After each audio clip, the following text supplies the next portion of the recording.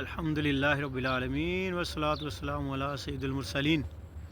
فرمان مصطفیٰ صلی اللہ علیہ وسلم ہے، جب دو مسلمان ملاقات کریں، آپس میں مصافحہ کریں اور نبی پاک صلی اللہ علیہ وسلم پر درود پاک پڑھیں تو ان کے جدا ہونے سے پہلے اللہ پاک ان کے اگلے پچھلے صغیرہ گناہ بخش دیتا ہے۔ صلو علی الحبیب صلی اللہ تعالی علی محمد وعلی آلہ وصحبہ بارک وسلم۔ فیضان رمضان 10 نمبر 8۔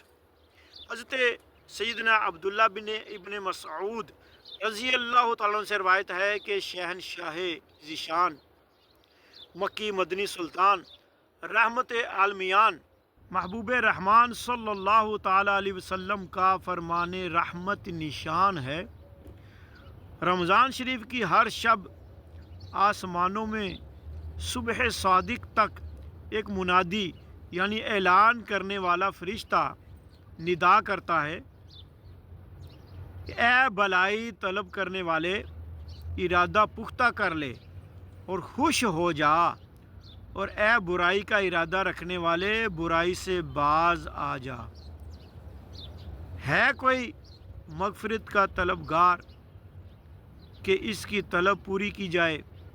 ہے کوئی توبہ کرنے والا کہ اس کی توبہ قبول کی جائے؟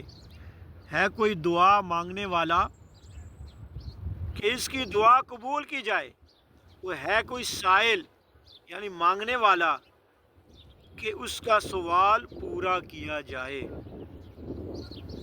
اللہ تعالیٰ رمضان مبارک کی ہر شب اس افطار کے وقت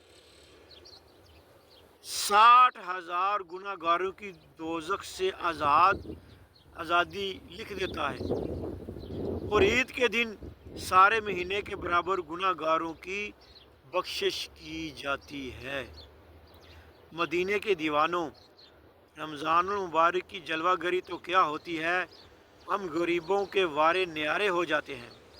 اللہ تعالیٰ کے فضل و کرم سے رحمت کے دروازے کھول دیے جاتے ہیں اور خوب مغفرت کے پروانے تقسیم ہوتے ہیں۔ کاش ہم گناہ گاروں کو بطفیل ماہ رمضان سرور کون و مکان مکی مدنی سلطان رحمت عالمیان محبوب رحمان عز و جل و صلی اللہ علیہ وسلم کے رحمت برے ہاتھوں جہنم سے رہائی کا پروانہ مل جائے۔ امام اہل سنت رحمۃ اللہ علیہ کیا فرماتے ہیں؟ تمنا ہے فرمائیے روز محشر، تمنا ہے فرمائیے روز